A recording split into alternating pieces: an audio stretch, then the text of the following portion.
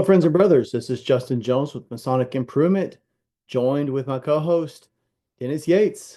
What's up, Dennis? Hello, Justin. I am so excited about tonight. I've been waiting for this for a long time, and really since 2022, right?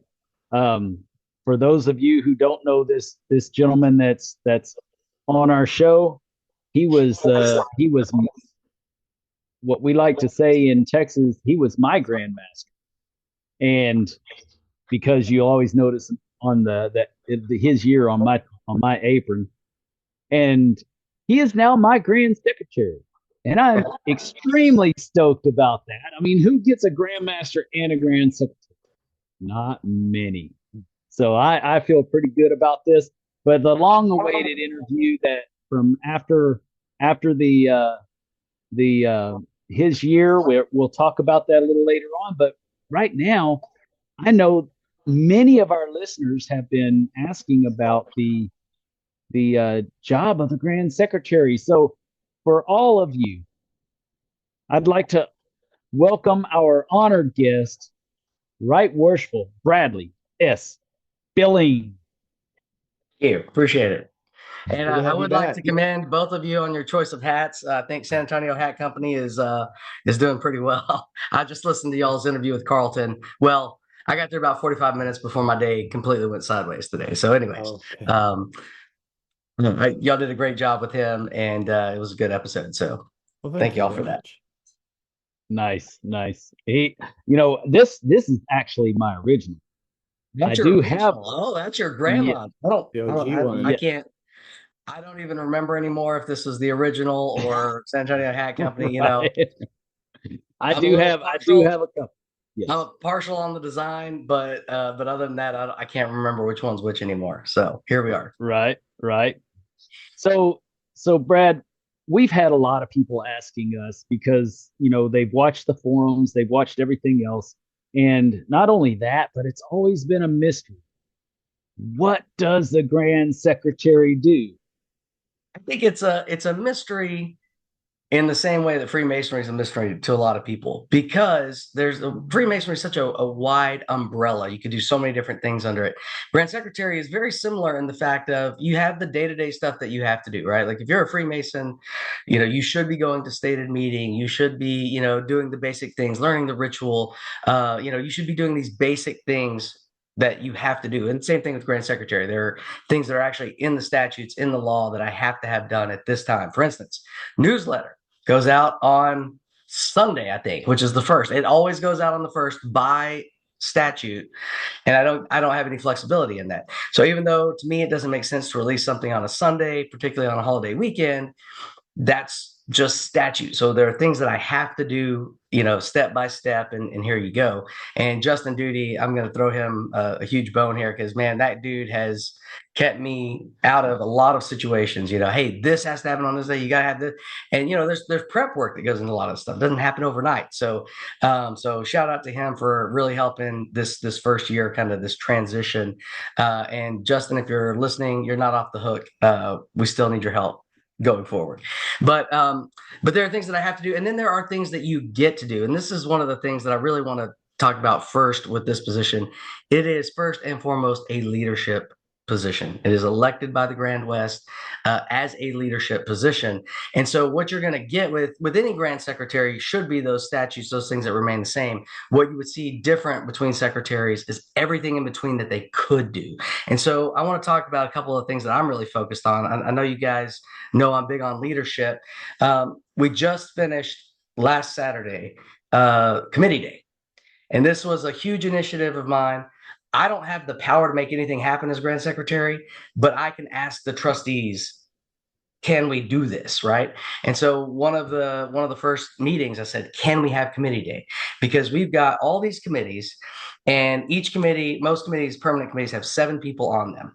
If we could get the committees doing what they're supposed to be doing, planning, talking, looking towards the future, we have, in essence, a 7-year plan for the Grand Lodge of Texas at any given time, right? Like this, everybody's talked about we should put together the strategic plan. Well, it doesn't really work because different grandmasters want to, put emphasis on different things. The committees is where the consistency has to come from. And so pushing that idea of committee day and getting everybody together, that's not something that you'll ever find in the Grand Secretary's wheelhouse, but it should be, right? It should be in there that we have these things. So I pushed for that. Another thing, kind of random, and I'm giving examples because I can't cover everything, but a couple weeks into the gig as Grand Secretary, started getting emails, phone calls. Hey, our lodge needs insurance. Our insurance dropped us. Our insurance went up 3 times. We can't afford it. Right. So we started getting all these calls. I'm a point of communication. So I'm aggregating all these calls from all these different lodges. And it gets to a point where you're like, we need to do something about that. We've got to focus on that. So right now we've got 2 options we're looking into after much trial and tribulations that you guys will never hear about because it's all behind the scenes. We think we've identified a company that's good. We've got 5 bids out right now. We're expecting them back. And hopefully by Grand Lodge, we'll be able to make that announcement of, hey, this is the company we need to go for. Secondarily, we're actually working with some brokerage firms to try to actually put together a Masonic plan for Texas by region, because we had one back in the day, but it wasn't by region. So the Gulf Coast was paying the same rates as West Texas. Okay. And those 2 things are not congruent. And so the West Texas guys are paying way too much. And it was great for the guys on the coast. They were getting, kind of a price break because of this wide spread. But we've got to do something to use our economies of scale. And that is something that I'm going to continue to look for, to continue to use, because we have this massive scale, but we don't use it. We're going to talk about Grand Lodge and hotels later, I think. But that's somewhere that we've got to use our economies of scale. I mean, it just makes sense. Every business does it. We are very poor at it. And so it's something that I'm focused on. By far and large, when you look at what the Grand Secretary should be, I look at Pennsylvania, I look at California, because I'm not just looking at Texas. And these guys have put together a portfolio where now their Grand Lodge is worth $1 billion. $1 billion, Wow. And we could do the same thing. We could run the same play, have the same formula. We're just as big as they are, and maybe a little bit smaller, but we have just as much, if not more, resources and people and time and money. Let's get to that level. So leadership is first. Second thing is long-term. There's no other way to say it. You got 4 line officers that are moving from junior warden to grandmaster at any given time. And at different points, they're in this phase, but they can think a little outside of those 4 years. But I was there, right? I was there a couple of years back. You got to have the blinders on, because you can't look at what's going on over here or over here. You got 3 years to come up with a plan, 1 year to execute it, and then you're out. So you don't have time to think about long term. The Grand Treasurer, and in particular the Grand Secretary, because he's involved with everything every single day, has to be, those 2 guys have to be that cohesive unit that's pushing for the future. Again, we can't make stuff happen, but we can push the other trustees to say, hey, we've got to come up with a solution for this long term. And so that's something that we're, both Rick and myself are always looking at, is how do we improve this for the long term? I'm more on the operations side. He's more on the finance side. It makes a great team. And we work with a whole cast of characters in between, which we'll get into later. But when I'm thinking about long term, I'm thinking about making our Grand Lodge financially stable. What I would love to see, can't promise it, but if you ask me, hey, if you could do anything as Grand Secretary, what would you do? I would say never raise per capita, right? It's going to happen. I'm just going to go ahead and tell you guys, it's going to happen at some point. Can I prolong it as long as I can? Because I know there are lodges out there struggling. And the last thing that we need to do is charge them more money. Now, I don't think our per capita is bad by any means. We support a lot of charity with our per capita, and it's only $27.50. I mean, there are Grand Lodges north of $100 per person per capita. Okay. So I think we're doing a really good job, but there are things that we're looking at. For instance, the app. The app brings us money every year. We invest that money back in technology, which is great for the Masons of Texas. It also puts a little money in the coffers, right? I love these kind of projects because I'm not taxing everybody with per capita, but the people that want it, the almost 5,000, we're so close to 5,000. Guys, if you're not on the app, please jump on the app. Okay. We're talking about peanuts. Peanuts per year. I know I'm talking to your listeners. I'm sorry. Yes. Yes. We're peanuts per year. And this is great. It's got searchable stuff right there in your hands. But that brings money back into your Grand Lodge. But it's the people that want that that ease of use, and they'll pay for it, right? Same thing with the apron. You don't have to buy the apron, the Lone Star apron, but I hope you do, because it not only is a really good looking apron, it supports the Grand Lodge of Texas. If you go buy an apron from anybody else, you're going to pay about the same. You might pay a little bit more for the Lone Star apron. By the way, lambskin, silver bullion, it's worth it. But that money comes back to the Grand Lodge of Texas. If you go buy something from, whoever down the street, we get $0 for that. We get absolutely nothing. In fact, it usually goes to another state. It's not in Texas, right? I don't know of any apron makers in Texas. The one in Waco, maybe they still do a little bit, but they're not Masons. So go figure. So support your Grand Lodge, And then the final thing, and this just came back to life the other day, is the license plate. Man, we have a great program with the license plate, but I'm telling you, it looks like a third grader made it on a PowerPoint presentation. And I'm sorry if you have this thing and you love it. I'm sorry if you were the guy that designed it, and I am calling your baby ugly, but I'm calling that baby ugly.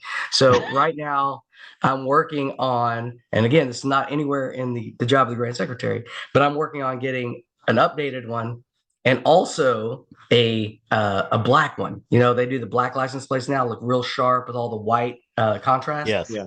Why don't we have one of those, man? I would rock one of those. I'm not going to rock the third grader PowerPoint. I'm sorry, I'm just not going to do it. So, and that brings, I think, $30 a year back to the Grand Lodge if we could just get Masons doing that. All these ideas and all these projects, I got 2 or 3 other things I'm working on, but this is way too early. All these things bring in money back to our Grand Lodge. All that does is put that money into long term, right? And then with that long term, we can offset per capita at some point in the future if we need to. So when we're doing these projects, please don't think it's just Grand Lodge being greedy. We're doing it to try to reduce that or keep that per capita same or slowly increase it, rather than what a lot of Grand Lodges have done, just spike it up. Hey, we got to pay the bills. So that's the kind of long-term stuff that we're looking at in this office. And then the final thing, and this again is the stuff that you can't find in the law book, is a point of continuity. And I've said it to many people that ask, we got to have that point of continuity in our Grand Lodge. And we had, I keep getting the numbers a little bit fuzzy, but I know they're close. 182 years we had, I think less than that, 12 Grand Secretaries. Less than that, 10 Grand Secretaries. 10 in 182 years, 18 years piece. That's where I was getting at. Then we had about 4 in 4 years. And so not only did we lose a ton of just corporate knowledge in that turnout, and nobody's fault. Orville passed away. We just did his footstone the other day. Then we had 2 guys with health issues kind of come in and do short stints. And then it went to Justin, and Justin did a phenomenal job. But he was only there 4 years, or 3.5, 4 years, whatever it was. And so this point of continuity does not exist in the Grand Lodge of Texas. And so I think that's something that the 4 guys that ran last year made a big deal. Hey, we're all going to commit to a minimum of 5 years. We've got to have some continuity in this office. So that's kind of the basic of what I see as what I can do and what should be done. The very real part that's not in the law book, that's not what you can do, is you have to manage staff. And some of the stuff that we've done this year, I'm very excited about it, mainly because it's worked, and you try stuff, some stuff works, some stuff doesn't. I've hired 2 people, and both of them are, I'm batting 1,000 guys. And I could say that because I'm bragging on them, but Dave McCann is killing it. If you call down there, he is on top of everything. He keeps the thing afloat. He is truly he's the office lead. He checks in with everybody. He's doing great work. Right now, he's working on the resolution book. We'll talk about that a little bit later. But, he's the guy that's just making the magic happen behind the scenes. And then Jeff Frazier, who's doing dispensations, out-of-state affiliations. In Houston, when Hurricane Beryl rolled through, we were getting dispensations hourly. And Jeff was knocking them out in like 10, 15 minutes. And that means he got it, communicated with the Grandmaster, got it all typed up, made it official, and got it back out to the lodge. We couldn't afford Jeff or Dave if we're paying them, what they're worth. And I just want to make a quick point on Jeff. Jeff works for us about 20 hours a week. He was COO of a company. I don't. He was a C-level guy, and he still does consulting for that company. No way we could afford him, but he works in Frisco. He works remotely 98% of the time. He comes into the office once a month, maybe, just because he wants to check in, he wants to be there. But man, this guy is just, he's working remotely, and it's beautiful because when you think about it, employees in Waco that want to work for the Grand Lodge of Texas, not that many, and then want to work for what we're going to pay them. Definitely not that many. And then on top of all that, if I can hire a guy that's truly interested, invested in this, because this is his fraternity too, then it just creates that I don't have to look over his shoulder type mentality. So with that, we're doing some of this, offsite hiring. Jeff's an hourly employee, so it's not like we're paying him a lot of money, but man, he's indispensable to what we do in the Grand Lodge. So just kind of some neat stuff that we're doing. But you got to go into the office on occasion. You got to check in with the staff. You got to have a good office lead like we have with Dave McCann. And so it's really just like we did in 2022. It's team building. And that is the one thing that God gave me as a talent, is to be able to bring together a team.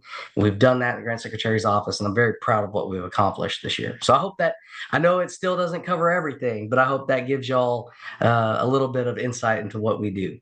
I would just add, first of all, thanks for sharing that. That was phenomenal. I would also just add on the point of continuity. Think back to your home lodges. We'll talk to listeners here, but think back to your home lodges. If you had a new secretary every year, yeah, it'd be a huge mess. It would be a dumpster fire, is the official term. Yes, yeah, it'd be a dumpster fire. And multiply that times 100 at the state level. Like, right, you don't want to change more than you have to. Treasurer and secretary are two positions you want to keep as long as they're willing to serve, and as long as they're doing a good job.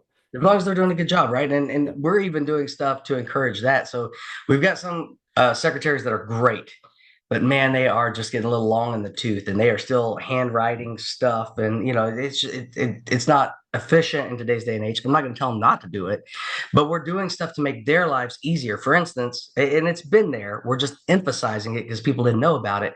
Well, we've created a position called the Lodge Admin, the Lodge Administrator. So the secretary can appoint this guy. It's not a lodge position. It's not a worshipful master appointment. The secretary just says, I want this guy to help me. It's basically assistant secretary. We were gun shy on calling it assistant secretary, because then if somebody's the assistant secretary and the treasurer, they can't be two positions at once. Okay, so we came up with a new term, Lodge Admin, just to make sure that everybody knew this is not a lodge position. This is an administrative position that is assistant to the secretary. And this helps guys that can't do the computer stuff. They're not as computer literate. It pairs them with maybe a younger guy in the lodge, or maybe somebody that's just, very affluent in computers and Excel and Grandview and all these things that can help. And so that's just, one of the things that we're doing to try to help to bridge that gap. So that will also help those guys, to your point, stay in that position longer. And as they're doing that, they're transferring that knowledge to this other guy, right? Which is what we need. Because what happens so often is the guy holds the position for 17, 18 years, and then literally says, I'm done. I'm out. You can't reelect me. If you reelect me, I'll never come back to lodge. And so what ends up happening is they throw in the new guy. And we had that happen this year. We have 100. It's over 100. I think it's like 117 new secretaries. You're one. We got one on. Yes. Yeah. Wildcard Yates, if I'm reading your. He passes away, and then there's no one to where's everything at? He's got piles and piles of documentation in his office, and who knows where anything's at. Right. And if they would have just, and that's what this system is so great. And we encourage guys, in the Grand Secretary School, we encourage them, even if you're going strong, get someone in there, right? It's an understudy. It's someone else that knows. You get hit by a bus tomorrow. Where are all your files? Where's this? Where's that? They don't know. Where can I find this? Is this all on your computer? Which happens sometimes. What's the password to that computer? Yeah, I mean, think about it, right? So, like, how does that happen? In Masonry, it's amazing. We're taught in our degrees that we're not going to live forever. We got to look to the future. We got to plan for the future. I mean, it's all about planning, right? How do you build a temple, a massive temple? You don't do it overnight. years and years and years of planning and organizing and thinking. So we talk about it in all our degrees, whether you're paying attention or not. I don't know, but we talk about it. And then in our lodges, we don't do the same thing. We don't follow the same format, which is things that get us in trouble, right? Mhm. So just some stuff to chew on. But yes, we want to keep those guys in their position as long as they are comfortable and able and doing a good job. And this is one way that we found to transition. Like I said, we didn't create it, we didn't invent it. We just really found it and pushed it and told guys you need to do this, right? It's that leadership aspect of using what's there and available. So I think it's great. And I want to touch on a couple of things that you mentioned. Uh, some people may not understand the importance of the insurance issue. And I want to let people know that as a business owner of rental properties, I can tell you that there are insurance companies that have dropped rentals from their repertoire. So we are no longer on their portfolio as of the end of January, and that's on the apartments, the houses, everything that we have is no longer going to be insured by these people that have held on to us for the last 10, 12 years. From now on, we're going to have to find somebody else. So to find somebody that's reasonable and will work with us is extremely important, because there's a lot of companies that are going away from business insurance, especially property and casualty and the big umbrella policies and stuff like that, because lawsuits have just gone crazy. And so and Joe Long, just the other day, I think y'all both know Joe Long. He told me, hey, they literally find somebody else because you ain't got coverage after this date. So it's not it's that. Luckily, that's not rampant, but of course, I've probably heard of 10 cases of that. Okay, out of 747 lodges, not rampant. I wouldn't call it rampant, but to those 10 lodges, it's everything, right? But then you've got lodges where our insurance was $2,000 for 10, 15 years. Now it's $10,000 a year, and we can't afford it. What are we going to do? yeah, I have people call me and say, hey, do we have to be insured? I can't answer that question. That's a legal question. But they know they have to be. But if it's that or close down the doors, what do you do? And so I'm trying to figure out ways to facilitate that, to make it easier for everyone. Because I know it's a real hardship right now with our lodges. So to that point, there are lodges, like you said, that can't afford it, and maybe they have liability insurance or something, but they yeah, have $2,000, $3,000 in their bank account. And that's all they have to their name. They're right. a tornado, a fire, a flood away from having no building at all. Yeah, I literally Financially, they talked have no to way. a guy at the lodge, says we do not have the money to insure it.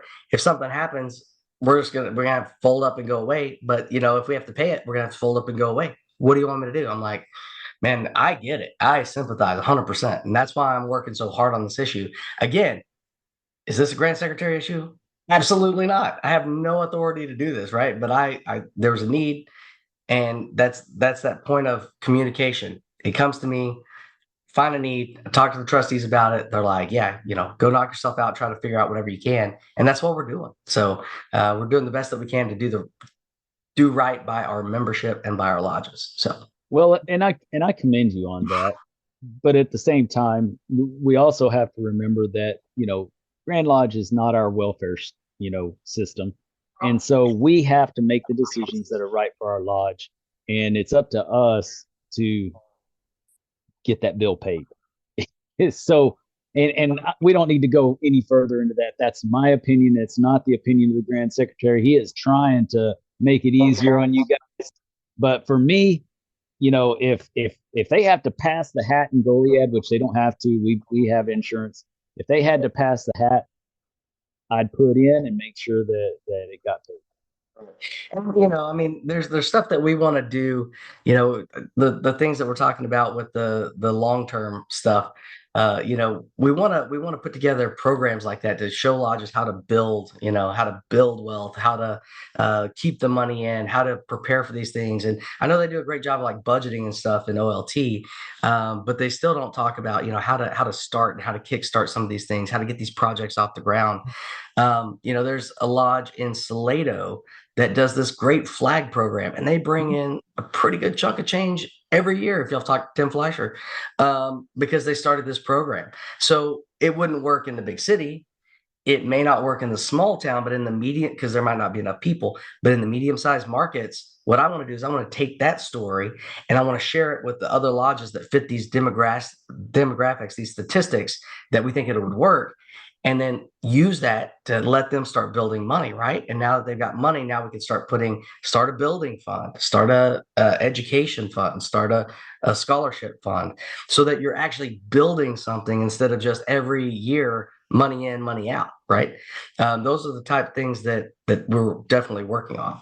Again, that long-term improvement of our lodge. The value of that type of education. I know we have other questions, so I don't want to linger on this too much longer, but I will point out that I know of lodges, and I know that there's many across the state, and I think it's just more of I think it's a result of Southern culture to an extent, but there's some lodges that they are adverse to building finances. They're adverse to building wealth, because they personally probably believe like building wealth is not a good thing. So that's why this education is important to me, I think, because you have a lot of people that don't see the value in building that for their lodge, when really it's essential for the longevity of your organization.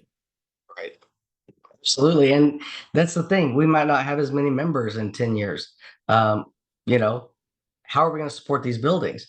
And I'm not a fan of I know the four walls aren't, the lodge isn't the four walls, but I also know I'm from West Texas. A lot of people don't know that about me because they've seen me. I live in DFW. I work in Waco now. They see me go to the bigger cities, but I'm from small town, West Texas, 1,500 population of Seagraves, Texas.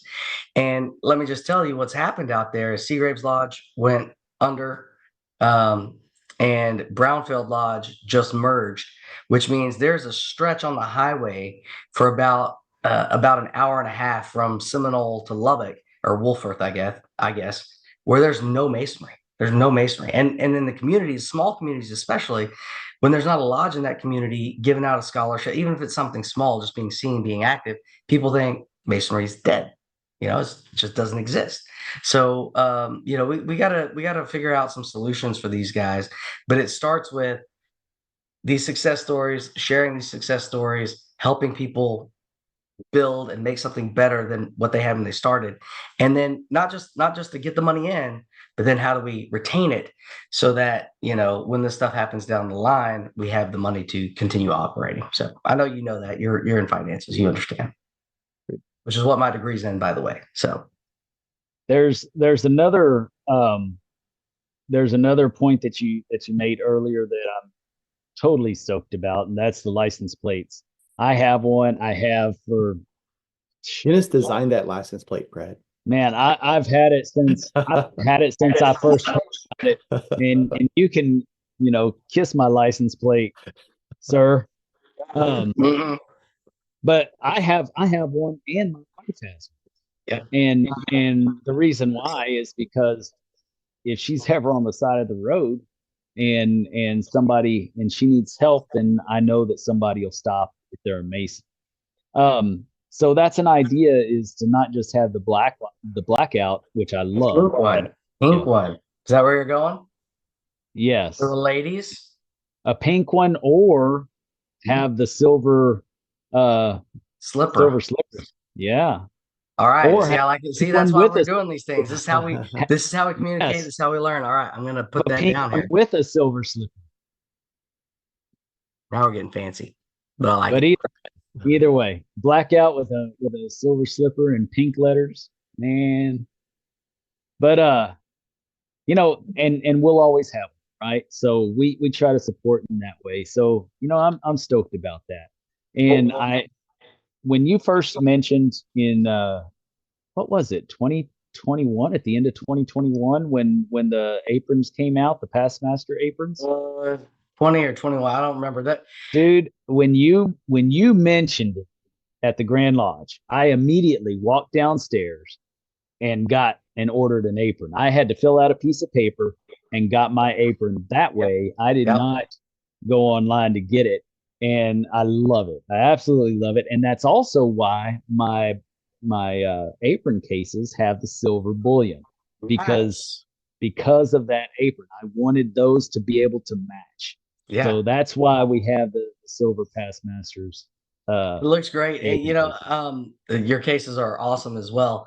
The one thing I want to say, like, this is people say, oh, Grandmaster, we should make Grandmaster 2 years or 3-year terms. You know, I think 2 years, 3 years with a great Grandmaster is a good thing. 2 years, 3 years with a bad Grandmaster would be a terrible thing. But here's the thing. I don't remember the order. I think the apron came out first. I think we did that in 19 and 20. Like, it was in 20, but it was the end of 19, and then we did the app the very next year. So I was spearhead on both of those projects. The idea is you don't have to wait till you're Grandmaster. If you got a good idea, put it out there. But you got 4 years to accomplish everything you want to accomplish. Really, that last year is just like I said earlier. You're running the play. You got to be here, there, everywhere. So if you want to get something done, you better do it as Grand Junior Warden, Grand Senior Warden, or Deputy Grand Master. But that's kind of where that goes to is, hey, you have 4 years actually. So if you're electing the right guy, he's going to look at it as a 4-year term, and that kind of creates that continuity of if you want to get something done, you got that amount of time to get it done. So well, and right now, like right now, we have trustees that are working together. yes, And man, that is freaking awesome. And I can't express enough that how proud I am of what has happened with just the mindset of the trustees on building on each other instead of toppling down and starting over every year. It's what we were taught in. It's what we were taught in OLT, and we never saw it, and now we get to see it, and it's like, yes, they're examples now. Yes. Awesome. Well, you know, it's one of the things that we've said at the beginning of the year, and I can't emphasize it enough, but it probably needs to be said again because it hasn't been said in a while. The day after Grand Lodge was very tenuous, and everything was just out of whack in my opinion. The next day, Sunday, we have a trustees meeting, and it was just night and day. I mean, we went from midnight to midday. It was overnight different. We were laughing. We were enjoying the fellowship. There was good reports coming in. Like it was fun. And I remember. I don't remember what was said. I don't remember who said it. But I just remember something was said, and the whole room just laughed and had a great time. And that was like the start of this year. That's how this year started, and it's continued to build. The Conference of Grandmasters in North America, I'm just going to make a plug there because it's an expensive thing, right? You got to fly people to a destination. We go with all other 50 states are I guess represented. Some people just send like their Grandmaster, right? We send everybody that can go, all the trustees. And I'm going to say this because if you see it and you're like, man, that's a big ticket item. Okay, plane flights, hotels, for essentially a week. Yeah. But that is for us, the way I look at it. And this year was the first year that we had all 6 trustees go. Now, not all the wives could make it. There were some health issues, but most of the wives were there. So yes, it cost your Grand Lodge a little bit of money, but man, the bonding that happened, and that is what really set the tone, because that happened kind of mid-February for everything that we've done this year. So if you like that, you got to be a proponent of the Conference Grandmasters North America, and not just sending 1 or 2 people to represent us to make Texas look good. It truly is like a leadership retreat for us because we're hearing ideas from other jurisdictions. We're meeting guys that do other things, and we're all coming together at the end of the day, and we're sharing a meal together, sitting around a table, and we're talking about these things. That can only be good for the Grand Lodge of Texas. So anyway, I like to point that out because to me, when I was setting up the team, the what we call the 22 team, we started in 2019, and we had a small group of guys, and every year we would go on a retreat, and we would go out of our element. We would drive to a place. We would, largely check out, turn off the phones, put down the computers, and we would sit around and we would talk. And so all these great ideas came out of that. So anyway, not to get on a completely different tangent, but the Conference of Grandmasters North America, while it is in itself a great thing for the participants that go, it is particularly great if we can get all of our trustees to go and our wives, because it builds that bond that the Grand Lodge then receives dividends from for the rest of the year. So leadership conferences and training and retreats, those are essential for any kind of leadership. And absolutely. And we should by no means shirk away from funding it, because like you said, a conference, it doesn't sound like much, but when you have leaders getting together, that's what they talk about. They talk about what's working well. They talk about what doesn't work well. And it gives you an opportunity, because it's not feasible to travel to every state and meet with every grand officer and talk about these things. But if you all Right. go to That's the one difference. spot, People would compare it sometimes to like OLT. Well, OLT is not really expensive. Well, hey, some lodges that is very expensive for them to go. Some people are paying out of their own pocket, like I did the couple times I went. Well, actually, my lodge paid for one or two, and I went like 4 times, so I paid out of pocket a couple of times. The whole idea is, look, yeah, it costs some money, but what you receive on the back end from whatever small amount of money spent, the difference with OLT is we are taking that training and that leadership to you. We are facilitating that, whereas this is everybody has to go to one spot, so you get that real mix. It creates great bonds too with other jurisdictions. I know y'all were talking to Carlton about the connections that we have with New Mexico and Mexico, and a lot of that started for me with Steve Almer at the Conference of Grandmasters. So there's all kinds of intangible benefits that run all the way throughout that thing. But I just know at some point somebody's going to make a point about it. Oh, it costs money, and oh my God, and it is the one thing that we do that is our kind of coming together point as trustees. After that, we're scattershot all over the state. We have 150-year celebrations all the time here, which is a great thing, but how do we, somebody was mad at me earlier this year, not mad, it's the wrong term. They were upset that I didn't make 150th. And I'm like, look, how many trustees did you get there? He's like, 3. I'm like, that's excellent. That's half the trustees. I mean, I have not, aside from Alamo 44, 175th. And that was because we did the Alamo that morning, and then we had the celebration that evening.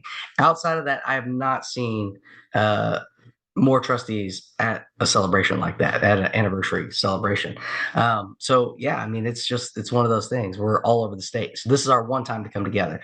And I think, Dennis, to your point earlier, that is part of that cohesion that started, so that we had that meeting right after, which was great, breath of fresh air. And then like 2 weeks later, we were on a plane to Seattle, and we were all hanging out together in our circle. And that was really cool. So Nice. love it. Nice. yeah. Well, now that we've touched on all those things, and I'm going to have to push into this. It's not exactly where I was going to go next, but one of the things that I've really appreciated this year, especially as a secretary, is how Grandview has come together. And you mentioned New Mexico, and I got to meet the Grand Junior Warden of California, and we talked about Grandview and the purchase of, and so I plan on having him and Mark on an interview soon. And also met the Grand Order of Arizona. So those are vital. Yeah. Those kind of not just connections, but friendships are vital to a successful Masonic journey. And so I couldn't be happier with all the people that I've met through my travels. But Grandview. Wait, hold on. Pause, because I gotta answer something there. So Go ahead. the whole deal of the apron, the Masonic apron, it came out of Masonic Week. I was at Masonic Week, and Patrick Craddock and I are good friends, and we sat down for lunch one day, and he's just asking me about making the leather aprons, just the 16 by 16 leather aprons, which he sells on his site. And I said, what about this? What about not an official, but what about a past master's apron? And so then we started spitballing. It's like, well, I can't really, I couldn't really, it wouldn't be a fundraiser. I said, what if we only order twice a year? What if we ordered, once to have them in by St. John's Day and once to have them in by Christmas? And then you could, instead of ordering 1 or 2 at a time, you could order 30 to 150 at a time. He's like, yeah, we could definitely make that a fundraiser. And so that's how that all came about. But it came about at Masonic Week, right? The more you connect with these guys, the more you go to these things, the more you learn, the more you realize that there's ideas and opportunities out there. And if you're sitting in our state only, all you're going to get is what we've got already, right? Like you gotta go and learn from other people and hear what they're doing. Learn from their failures as well. Let's not go down the same path. But if you're not getting outside of our state with your Masonry, I'm just going to say this to your viewers, you're missing one of the greatest aspects of our fraternity. And it's not just learning and it's not just friendship. It's just experiencing everything that Masonry has to offer. And you have to get outside the 4 walls of your own lodge to fully understand that. Travel within the state. And when you're comfortable, travel outside of the state or country. And I recommend both. Yes. Highly. Yes. As soon as you said that, I was going to say basically what you wrapped up with. If your lodge is stagnant and it's not growing, you have to get out of your lodge. Yeah. You have to get out of your district. Like if everyone in your lodge, if everyone in your district is having the same problems your lodge is, get out of your district. You have to see what other lodges are doing. It's just like what you're talking about at the grander scale. You got to see what works and doesn't work in other lodges. And when leadership stops growing, your organization stops growing. It doesn't matter how big it is.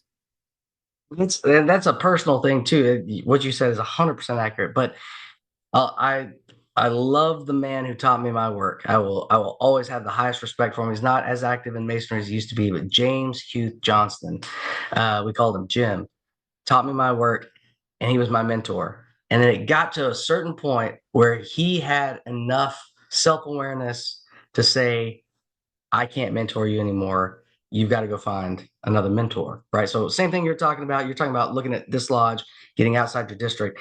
He said, I can't mentor you beyond this. He's still mentoring the Blue Lodge, absolutely.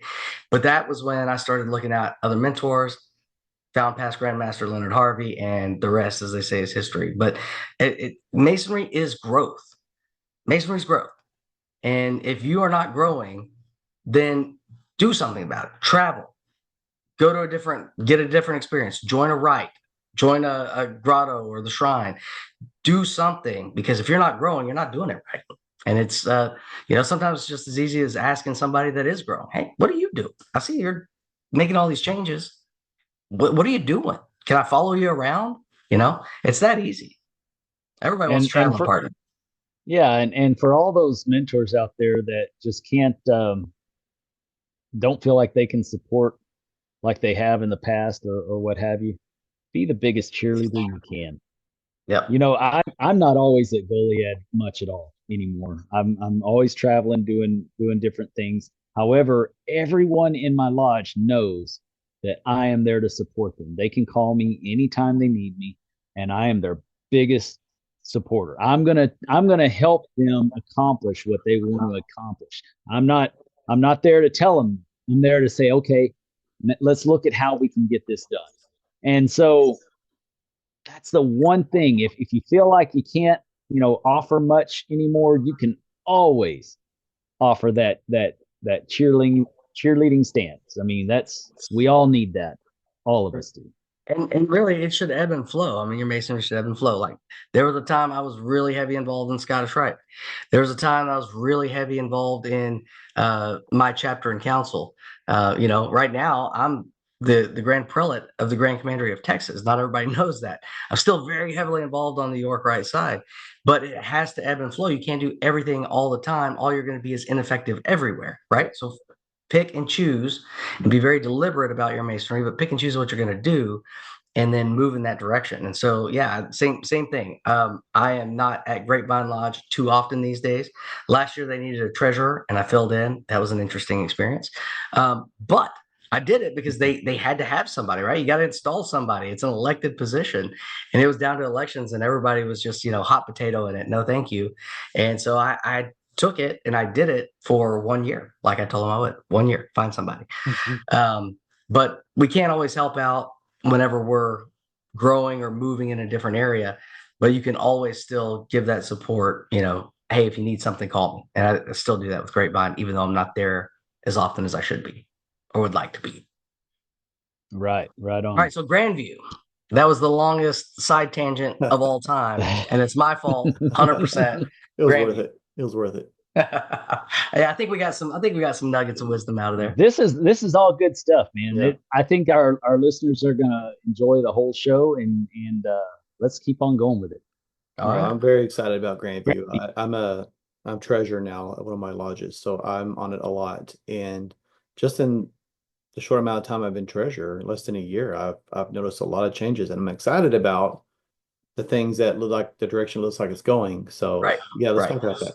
All right. So first, let's start with the wider scale, right? I have some people that are very upset with me for Grandview 2.0. I had absolutely nothing to do with it. Wheels were set in motion even before I was Grand Secretary. And so I tell people that are upset, I was like, you had two options. And one is to learn and adapt Grandview 2.0. The other is spend a ton of money and go to a completely different system that you're really not going to know. So I think when I lay it out that way, typically people are like, okay, all right, we'll work on it. The two factor authentication, identification, whatever you want to call it. It's just the way everything's going, right? Like, we're trying to protect your data. It's not us. Grandview did it. They said, hey, in order to protect the data, this is what we have to do. So again, I understand sometimes I get frustrated when I have to log in 18 times a day because I'm using it probably more than anybody else.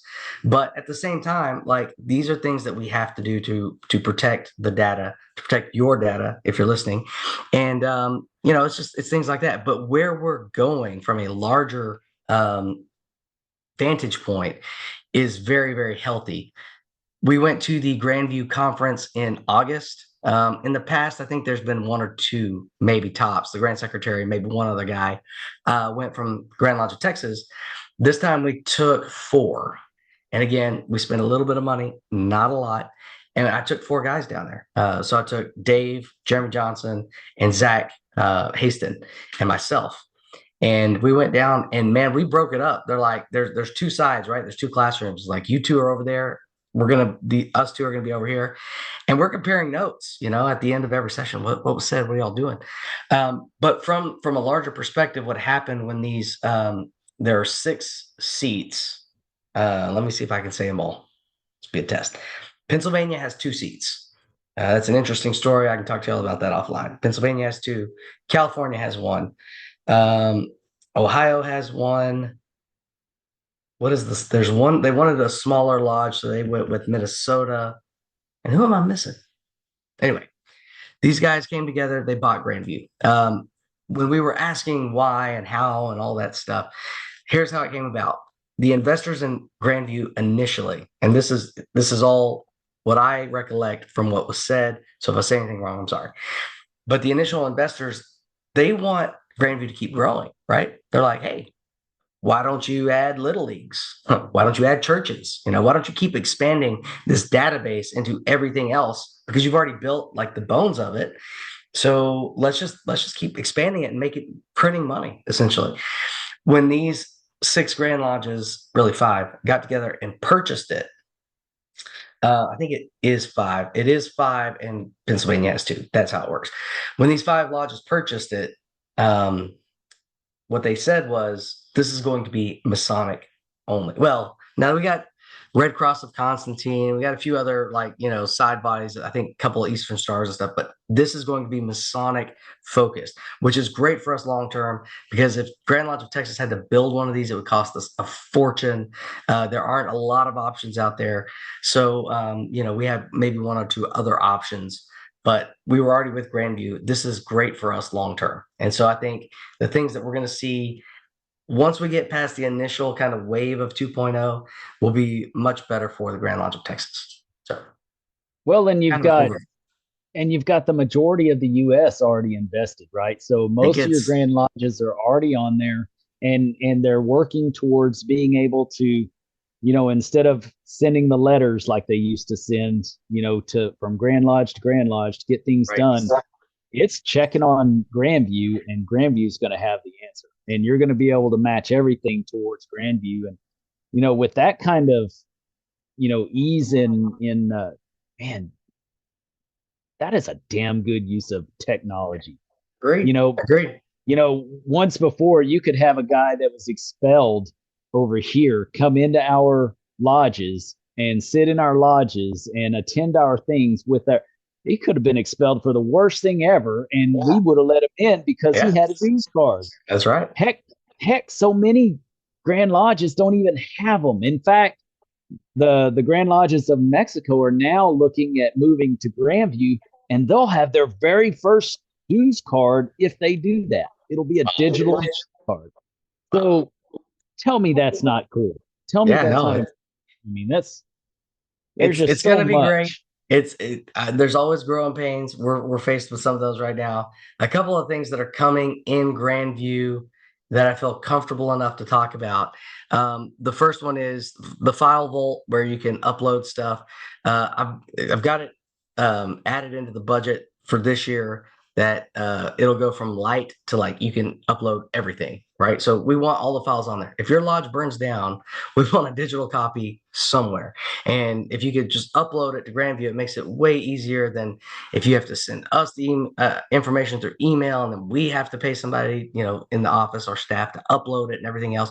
You could just do it yourself because we got the technology, right? So those are things that are coming down the line. Form 71. We are trying to get a digital Form 71. And that would be, just so much easier to line everything up. And then Huge. boom, it's digital, and that we've got a copy of it. We can see that it's filed. We don't have to hound you for it. They also have the ability, and we're looking into it for websites. Now, great lodges already have websites, but a lot of the smaller lodges, they just don't have a website, right? Nobody in the lodge knows how to do it. It's expensive to pay somebody to do it. This would create just like a very basic, very generic website. And lodges could choose turn it on, or you know what, our website is way better, so we're going to leave that, right? But you have that option. So those are things that are coming down the pike with Grandview that I feel comfortable enough talking about. So Very some cool. stuff. Anything is better than Mason's Post.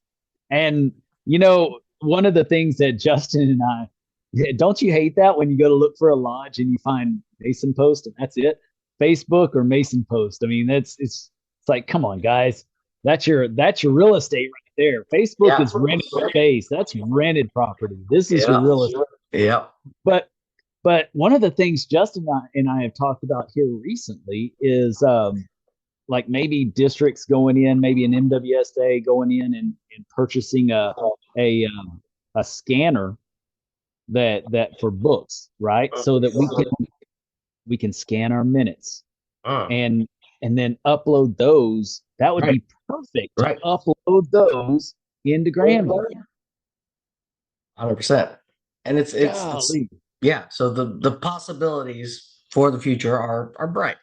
So yeah, we need the cloud storage because there's too much out there. We don't need to have all of our stuff on cloud storage everywhere else. We need it for our lodges. That's awesome. That is so awesome. To that point, the lodge here in town burned down in the 60s. And it was always assumed that all of the minutes and everything went away with it. They just all burned up. And so for the longest time, we didn't have minutes prior to like 1967 or whatever. And when we had our 150-year anniversary back in like 2012 or something, one of the families here in town, it was a widow, and her husband passed away like many years ago, but he had all the old minutes in a fridge in his garage. Like one of those I love old, these like, stories. So this guy's basically violated Grand Lodge law, but then at the but same they time, say, you're like, oh well, thank God. I mean, we actually have the minutes now. yeah. Right, It's the right. most bizarre thing, but guys, I've seen it over and over, and particularly as Grand Secretary, we get like boxes, and it's got minutes in it from like Mhm. somebody passed away, and their daughter's like, hey, you may want this. And I'm like, Yeah. oh my God, like, are you kidding me? So anyway, yes, this is a much more reliable way to go about it for the future, and we will probably put out some archival stuff. I'm working with Worshipful Master Bainbridge over at Spring Lodge, and Jeremy Johnson to kind of put together some stuff as far as like, what do you keep, what do you upload, how do you do it, and what obviously has to be held privately and at your lodge versus what can we, everything that we can put into this new system. So exciting stuff, exciting times, just one of the many things that you get to tackle as Grand Secretary. So Ask me about something about archiving when we get off this show. I don't want to get sidetracked too much. I want to okay, talk to all you right, about something real quick. all I've got right, an idea. all right. Um, I'm all about the ideas. And by all the right. way, before you get into the next thing, because you brought up something, all right, because you've done it twice tonight. You've done it twice. You brought up the archiving stuff. You also brought up the license plate. If I could be anything as Grand Secretary, that's what I want. I want to be the collaborative guy, right? Now, I hear 10, 20 bad ideas for every one good idea, but I'm going to hear them all because I want that one good idea, right? And that one, any one good idea could change, the entire, jurisdiction, right? So I'm always going to be listening for that. But if you're out there and you've got something that you have to offer, some idea, some thought, just heard another one today on insurance, which we're going to track down after Grand Lodge because I'm exhausted right now. But if you got a good idea, let's talk about it because there may be a way to make this work and it benefits everyone. So I want to be the collaborative guy. I want stuff to come in. Don't get upset if your project is not the highest thing on my priority list. But also know that if you don't put it out there, it could have made all the difference in the world. You got to just tell me, and I'll be like, yeah, maybe, maybe not, right? Or absolutely, or no, that's a complete disaster for these reasons. But I'll still want to hear it. So if you got ideas, hit me up on Facebook, shoot me an email, give me a call, whatever you want to do. But let's hear them and let's make the Grand Lodge of Texas better through our collective whole. Because me, I'm Yes. only as smart as one person.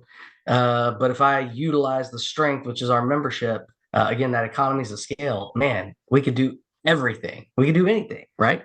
So that's a very important point. Not what you were getting to, but I thought it was worth taking a second to No, talk. that's a good plug. That's a good plug, and I will carry on at this point.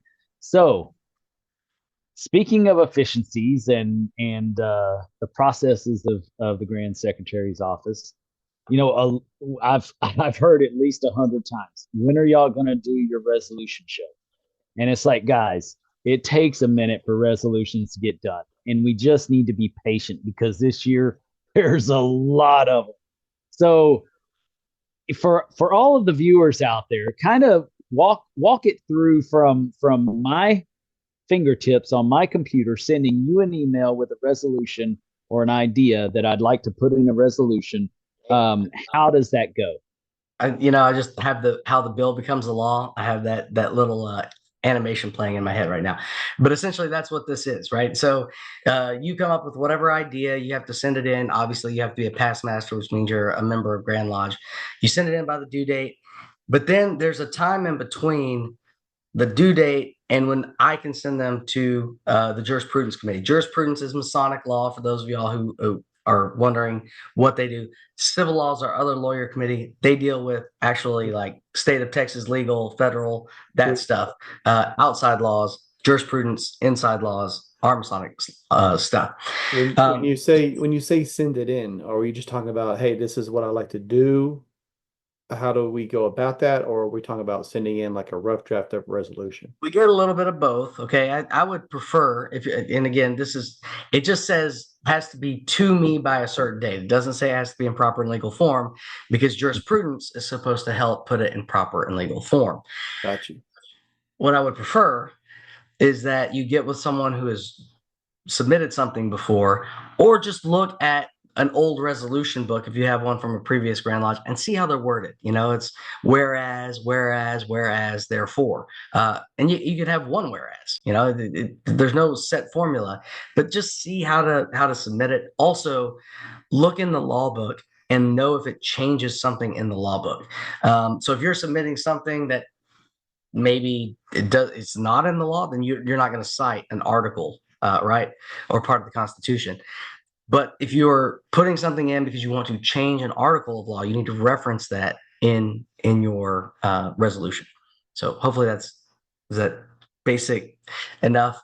The smartest thing you can do is work with somebody that's done it before, just because they can walk you through the process. Still, it doesn't have to be 100% right, because none of us are, well, very few of us are lawyers, and I understand that. So if I get something and it's not 100%, but the guy, knows what he wants to do, then I'm going to pass it along. All right. So we have a due date, we get it by the due date, and then I have to communicate that out now, because what happened in the past is, okay, here's the due date, here's the list, over to jurisprudence. Jurisprudence works on it this whole time. They send it back. That's what we got. Well, mine's not in there. Like, did you leave mine out? Well, I don't know. Who did you send it to? And they were sending it to, someone else in the office. I got stuff through people in the office, which don't do that. We have one Grand Secretary box for a reason, gs@grandsecretary.tx.org. Send your official communications there, please. Because if you send it to anybody else, I don't know about it. So I was getting them there. I was getting people sending me stuff on my phone, Facebook, Instagram, all the places I just get stuff all the time, everywhere. But I will always direct them back to the box. So it's official if it is in my inbox by the due date. Okay, so we get it in. Then I have to wait for a certain period of time. Let's say about a month, because I've got to communicate to these guys, hey, this is what I've received. So I put it in the newsletter. I sent out emails. And these are the ones that I've received. And then I put in the newsletter, hey, if you have not received an email from me, guess what? I don't have your resolution. So we're doing all those things to try to make it to where nothing falls between the gaps. So then whenever we get that cutoff date of, hey, if I haven't heard from you by this date and you submitted a resolution, then this is what it's going to be. That's another due date. Then we send it to jurisprudence. And let me just tell you guys, Brother Kinsey did a great job this year, but we had a perfect storm, okay? Because we had the chairman of jurisprudence had to step aside for family reasons. He had stuff going on. He's still on the committee, still an integral part, but he had to step down as chairman. So we have a new committee chairman. We have a new grand secretary. We have 26, I think, made the cut. Oh, okay. Double check that, right? 26 made the cut, but I mean, we had 28 turned in. I mean, that's and a holdover resolution. That's the most. Wow. Now I hear if you go way back in the day, that they would have 30 resolutions at Grand Lodge, but not in my almost 18 and a half years, whatever it is, have I ever seen that many. So it was kind of this perfect storm of all these things. So anyway, so then we send it to jurisprudence. Well, they've got to have someone look at every single one of those resolutions and say it's in proper and legal form. That's not just, yep, okay, looks good, check the box. That's someone has to call me as a proposer of a resolution, and we have to talk about it. And we have to go back and forth. And sometimes there's days in between. Well, think about this, or are you trying to do this, or are you trying to do that? Are you trying to do both, right? And so there's this whole collaborative process that happens in there. So you can't just, turn them around the next day. So as you can imagine, with 28 resolutions, that took even longer because there's only 14 people on the committee. That means everybody on the committee at a minimum had two.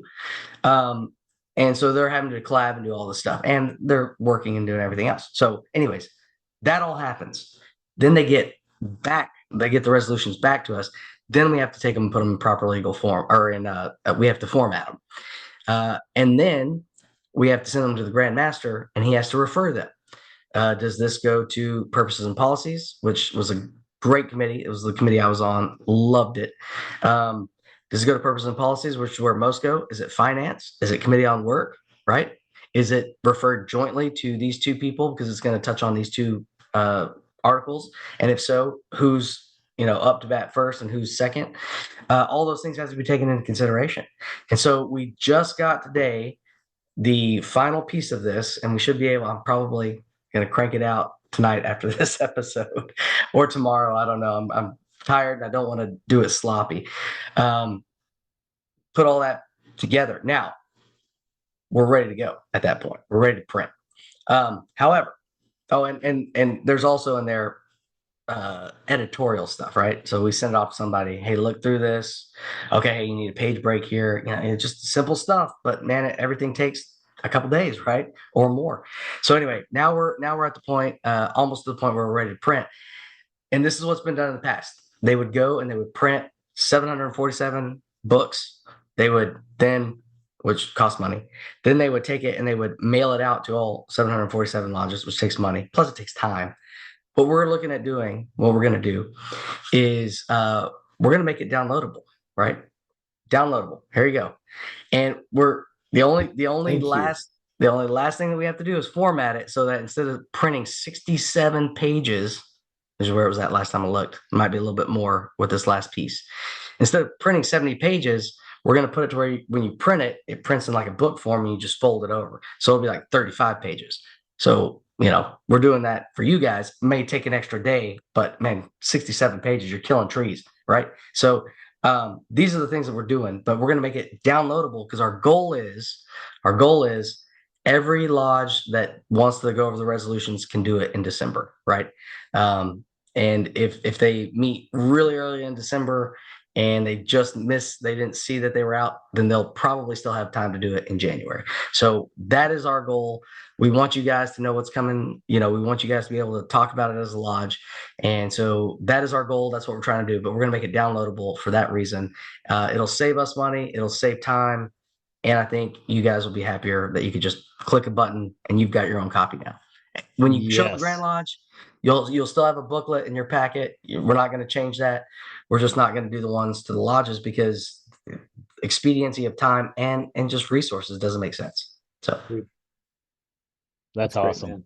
Yeah, I'm excited about that. Cool. That's the forward thinking that we need in our fraternity right now. We need to stop doing the things that don't make sense. They don't make financial sense. It doesn't make sense for the environment. It doesn't make sense all around. So, or just because it made sense 30, 40 years ago doesn't mean it made sense today.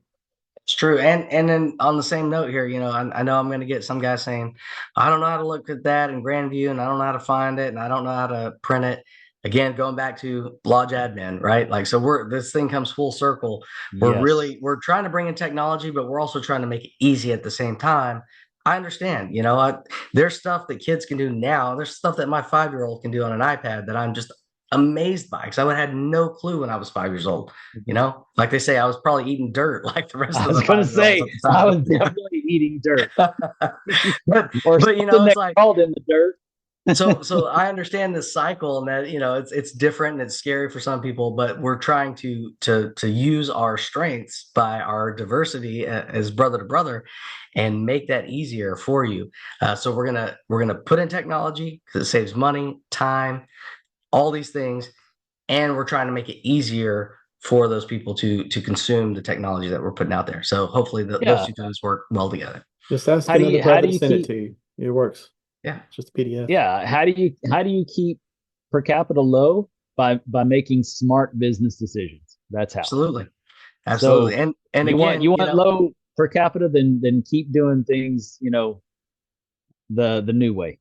Yeah, and this is something that money wise, of course, shipping does cost quite a bit now. Money wise, maybe not that big of an impact. But then you look at things like membership cards. I can fill y'all in on that if you want to, but membership cards, that could be a significant savings. I didn't talk about this, the app and the apron, the license plates, bringing in all this money. The way that we're doing the membership cards will save the Grand Lodge of Texas about $30,000 annually. Oh, gosh. Annually. Yes. So you look at like a 10-year, span on this thing, which is, a short space of time for Masonry. It's $300,000, That's a third of $1 million that we're saving just by making smart choices. Well, and not only that, but all you need to do is have a little, push button scanner, or even use your phone Just use an app on your and phone. scan the card and see if you're good at with Grandview. And if you can't, hey, And there's a it number. tells you that you're in good standing on Grandview. Yeah, there's a number on the back. If you can't, don't call it because it's finicky. Text it. Text the membership number to the number that's on the back of the card. It will send you a response back if the brother is in good standing or not. It is Nice. That's guys, I cool. like that. I mean, because look, again, I'm from a small town. Okay, I go out to this lodge in the boonies and there's no internet. Will you still use your cell phone? Absolutely. Okay, text this number. Boom, here you go. Right? Like, so there's ways around it. Are there small issues here and there? Of course there are, right? It's technology. It's not meant to be perfect. It's meant to be Well, I mean, was as Dude good as Force it can perfect? for the majority of people. But The I need a Justice way was to perfect. throw it out. I need a reason to throw it out. You gotta. It's gotta be perfect every time.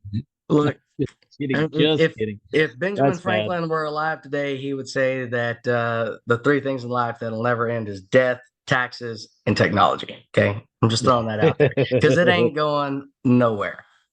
To use double negative in the right way. So, we've talked about a lot of things. In fact, I had wanted to talk to you about the Grand Secretary School, and we touched on most of the things that were in the Grand Secretary School. I really enjoyed them. Not even I'm going to close. say, I know. Well, I'm going to say the things that my tiny brain was able to grasp onto and hold on to. Number one was, of course, Grandview and all the different updates that have happened, and going into 2.0, it was good to have that experience and have it with many brothers around me that may have asked a question that I might not have asked. That was an excellent experience. I want to say kudos on your schools. But the thing that I really enjoyed the most, I think, was the little segment that you did on conflict resolution within the lodge. Oh my gosh. Talk Very about necessary today. as a secretary, Yeah. man, you're just right in the middle of stuff you really don't want to be in the middle of, but you are, and you have to have the right answer to get through that. And man, kudos. Let me back up a little bit, and then I'll come back to that point. First of all, I got a huge shout out to Jeremy Johnson, who is teaching the schools. I call him the Grandview guru, and he is the guy that's literally, delving into this 2.0 stuff and like finding these nuggets of wisdom. How do we do this step by step? He and I are working on a series of videos that will be an extension of the Grand Secretary School because, questions come up in between time. And so we're working on making something that you can pull up 2:00 in the morning or 5:00 on a Friday or whenever you have time to do whatever you're doing as secretaries. You guys are amazing. I don't know how you do it all, but you can pull it up, get a video on it, short 2-3 minute video, knock it out and move on. Right. Or, hey, this should be working, but it's not. Okay, now I need to call the Grand Secretary's office, but you at least have an idea. You can get a good sense of what we're doing beforehand. But in the secretary schools, the first thing we did is we looked at who was registering. So we broke it down. I know this is scary for some people by statistics. Whoa, watch out. Zach Haston started looking at the statistics of who is going to attend this school and how long have they been a secretary and all these type things, right? And so even before that, we did some analysis just on secretaries as a whole. And that's where I found out, I think 117 new secretaries this year, which is crazy. That is a giant number. And I'm like, great. So I'm the new guy getting to teach the new guys, but we've made it work. And what we also found is that the secretary is the longest tenured position almost always, 17 years. Now, think about this. 17 years this year with 117 guys. This is their first year, so 0 years as secretary. So what would that statistic look like without the 117 new guys? It would be over 20, easily over 20 years. So this is the longest serving officer in the lodge, almost always. So now we start to shift from just, okay, how do you do this form and how do you do grand view and how do you do this, to what do these guys need? They need leadership, right? You are a leader in your lodge, and most secretaries are absolutely a leader in the lodge. Lots of times they know more than the worshipful master, right? Because the worshipful master is the new guy. He's the guy with the blinders on, right? I'm going through this line, where the secretary is looking at what's good for the lodge long term, and that creates some conflict, and stuff like that. So we're working on that as well. But man, you got to have leadership for these guys. And so we started to delve into leadership. And the number one thing that came up was conflict resolution. We got new generations coming up. We got the old generations that have kept this thing on the tracks for so many years. And there's this natural, generational thing that's happening. Then we also have because some of the old guys want new stuff and some of the new guys want the old stuff. And so there's this old and new, right? So we've got all these like battle lines being drawn. And who ends up in the middle of all of this most of the time is the secretary, right? Because he's trying to keep the lodge moving in a direction, but he's having to deal with this worshipful master and this junior warden or whatever the case may be. Or a lot of times this worshipful master, these past masters, and he's in the middle of it. So we did some conflict resolution, basic stuff, but hey, here's some things to try to dissolve the situation, and here are some things that you could do, because if you head that thing off early, man, you could stop the lodge from, if you let it fester, maybe split in half down the road, right? So how do we figure out these things? The other thing that we focused on was and I'm looking at my notes here, breakouts. We did breakouts based on your tenure as a Grand Secretary. And I had somebody tell me in the comments, he said, I've had all this stuff happen in my life, but I've never had a time where I got to just hang out with the guys that have been secretary about as long as I have and troubleshoot and talk about our problems and what works and what doesn't work. And so that breakout session is not only giving us wisdom back, because now these guys, they go off, I ask them a series of questions, they come back, they bring their knowledge and their insight, but additionally they're making those connections, right? And so we created all these opportunities for fellowship within the school. So there's the breakout sessions, right? There's the before thing. If we had a deal where we went to lunch, which was the boot camp, I told them, everybody, make some friends while you're here, and then go to lunch with them. We left an hour and a half for lunch. Go to lunch with your buddies, hang out, and make new friends. And so that also is important, because these guys are the glue for the lodges most of the time. They need other people that they can contact outside of their lodge. Hey, I have this issue going on, or I have this conflict. How would you deal with it, to get that extra thing? And then we even put a fellowship on the back end and put an emphasis in the Vanguard requirements, that look, you can go to this 4-hour school, you go to this social for 15 minutes, and guess what? You're going to get an extra point for that. So we've done a lot to bring this all together and make it to where, look who just joined me. Hi, buddy. You want to say hi? This is Grayson, everybody. Okay, buddy. Grayson. Go find your mama. She's upstairs. Okay, you can go upstairs. That, guys, is why I do what I do. I want to make it to where our fraternity is around in case he ever wants to join. So 13 years at least, we got to make it so he at least had a chance. But my goal is to make sure that Masonry here much longer than that. So, and that's how you understand working at 2:00 in the morning. definitely. It's motivating to have a child, and to also to see life through their eyes. Yes. So yes. So that's a little bit on the Secretary of School and what we're trying to do. We kept a lot of stuff the same, but we wanted to switch it up, and we hope to expand that. We hope to have some in the in the spring of next year, and then also looking at, spoiler alert, doing a secretary's retreat, which came up after the boot camp. The same kind of thing. Get guys out of their element, get them, huddle around a campfire, or out on a body of water, and people will it makes those friendships come together so much easier than when we're all in suit and tie and sitting in the lodge room. So things that we're looking at doing to continue to expand the what we're calling the secretary system of education. Before it was just secretary schools. This year we did summits, we've done schools, we did boot camp. We're looking at doing this fellowship or whatever we're going to call it. We're just looking at ways to continue to expand. Oh, the videos. We're expanding that secretary system of education. So Very nice. Exciting. You know, that's one of the things that I loved the most about officer leadership training was the breakout sessions.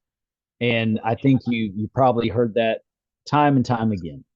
And so absolutely. having with secretary school is so awesome. It's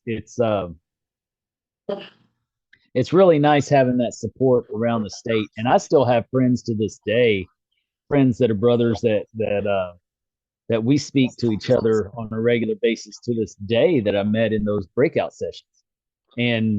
And so you're right, it's invaluable. And then spending the extra time within the fellowship is just ties the knot. You know, it just kind of brings it all together. Glad you mentioned OLTs because absolutely that's the goal for me as a secretary school is not show up on 3 or 4 hours one day and get what you have to have.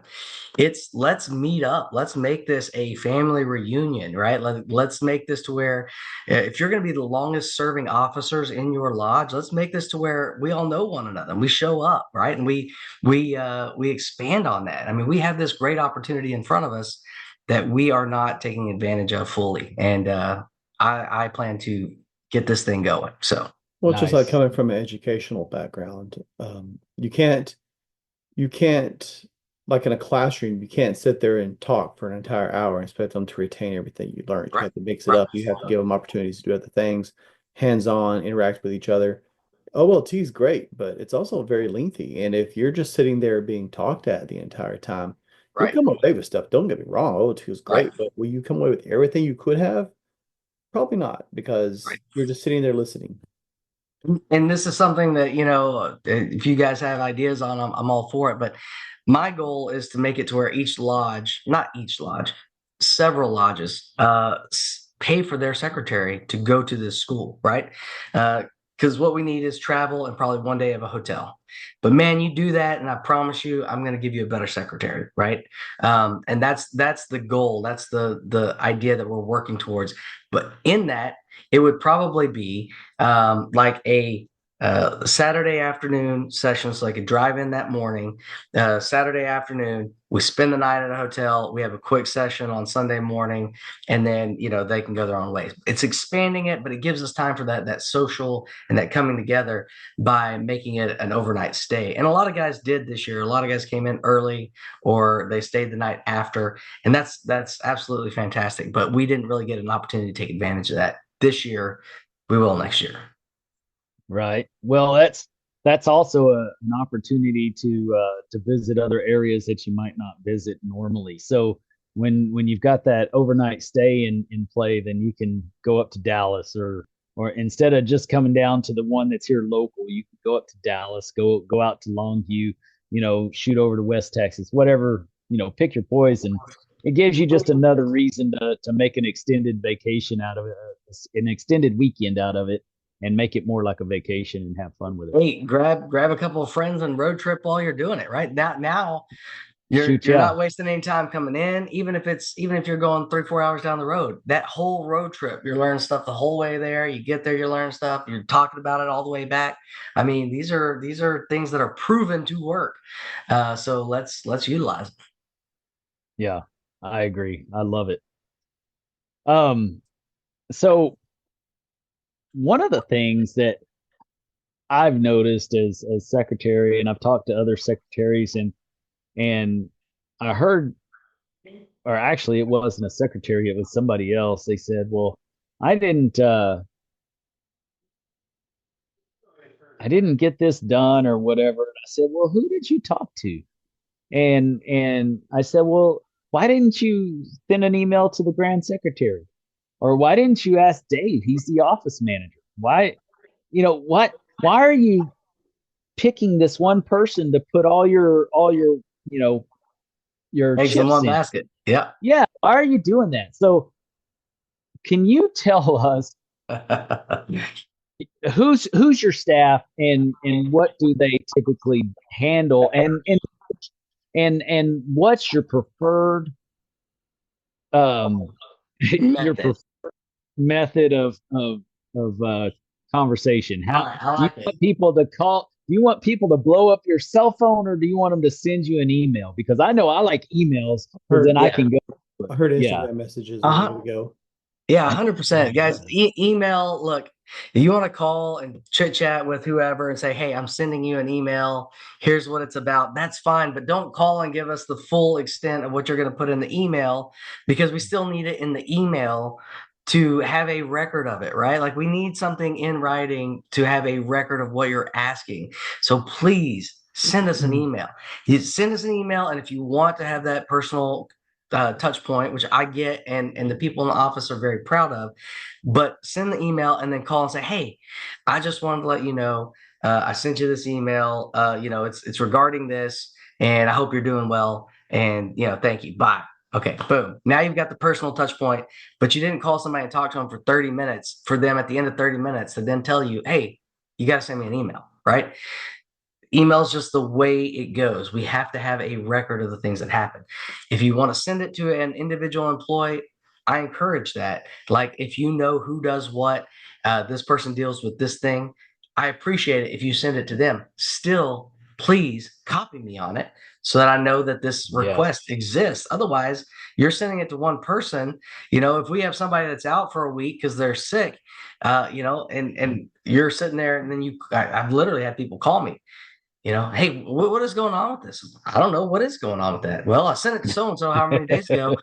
I have no idea that person's been out. That person had COVID for a week. I don't know. So if you're gonna send it to someone specifically, also please always copy the Grand Secretary's inbox, gs@grandsecretary.tx.org, because we send everything out from there. So real quick breakdown. I got to mention him first because we just talked about him. Jeremy Johnson does all of our training, secretary training stuff, and he's doing our schools, he's doing our videos, that kind of stuff. Dave McCam. Okay, the list is in-state affiliation, any kind of specialized reporting, Grand Lodge procedures, and Vanguard applications. But Dave McCam is the catch-all for everything else. He's the guy that makes things happen behind the scenes. Cindy does annual returns. She does the bylaws revision. So if your lodge is changing your bylaws, send it to her. She does any kind of relief request. If you got somebody in your lodge that needs assistance after you have talked it over with your lodge, y'all have raised whatever money, then send it to Cindy to hopefully get it matched by our finance committee who handles that fund. But Cindy is the go-between on that. And she does all the endowed memberships. Good Lord. All day, every day, she is doing endowed memberships. By the way, on that, if you got something that you send in, and it's been a month, like just be patient with her. She gets them all the time, and she has to do them in batches because she also does all these other things at the same time. So I have somebody, hey, where's my endowment certificate? I sent it in like 2 weeks ago. Okay, pump the brakes. We have 6 employees, right? So we have 6 employees. Again, that's keeping that per capita low, but bear with these guys. Now, if it's been 3 months, then we definitely need to check back in, because sometimes stuff happens, stuff falls between the cracks. But if it's been like a week or 2, you just got to give us a little bit of time. Jeff Frazier, we talked about him earlier. He does all out-of-state correspondence, all dispensations, and he's doing all lodge mergers. By the way, something I forgot on Dave McCam, he does real estate transactions, sell a property. And then we've got Bruce Mercer, who does out-of-state correspondence. He does the lion's share of that, or that is his sole focus. He does some other stuff. That's his main focus. Justin Hancock does all the store stuff. So if you're going to make a purchase, Justin is your guy. He does all the awards, honesty, integrity, Lamar. He does forms, and he does service awards. And then we have Denise, who does she does all the esoteric records. That's a big project she does every year. She does all the Form 71 and the 990s. So if you've got those, send them to Denise, copy me. She does Golden Trowel Awards to some extent. She receives that information, but then most of it goes through Justin because he's got to order all the stuff. And she does the same thing for Community Builder Awards as well. Then what's really pertinent right now, she does the proxies for Grand Lodge. So she will have a book this thick of a proxy for every lodge in the state that sends it to her. So it's easy enough. Send it to her by email. Please, again, like I said, courtesy copy me on that when you send it. Man, oh man, So that's a limited breakdown of what we do in the office. We also have guys like Zach Haston, who's constantly crushing statistics for us.